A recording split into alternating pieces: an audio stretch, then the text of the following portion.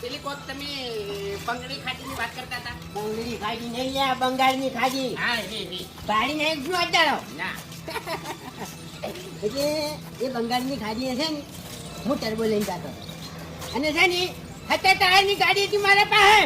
ના હોય યાર 70 ટાયરની. ના હોય ના નહીં આબુ મારે કેમ ના કેમ એ ફૂમતાઈ હું એમ નહીં કહેતો.